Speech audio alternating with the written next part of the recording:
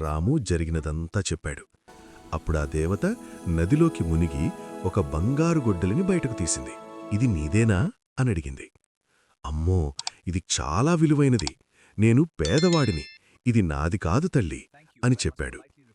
దేవత మళ్లీ నీటిలోకి వెళ్ళి ఈసారి వెండి గొడ్డలిని తెచ్చింది. పోనీ ఇదాన్ని గొడ్డలి అనడిగింది. రాము మళ్లీ తల అడ్డంగా ఊపి, కాదు తల్లి, ఇది కూడా నాది కాదు అని వినయంగా చెప్పాడు.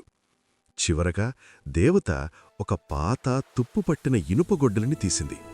అది చూడగానే రాము కళ్లలో ఆనందం వెల్లివిరిసింది.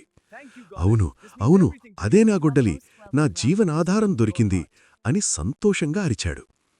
పేదరికంలో ఉన్నా కూడా రాము చూపించిన నిజాయితీకి ఆ దేవత ఆశ్చర్యపోయింది. నీ నిజాయితీ నాకు చాలా నచ్చింది. నీకు నీ గొడ్డలితో పాటు ఈ బంగారు మరియు వెండి గొడ్డళ్లను కూడా బహుమతిగా ఇస్తున్నాను అని ఆశీర్వదించి మాయమైంది.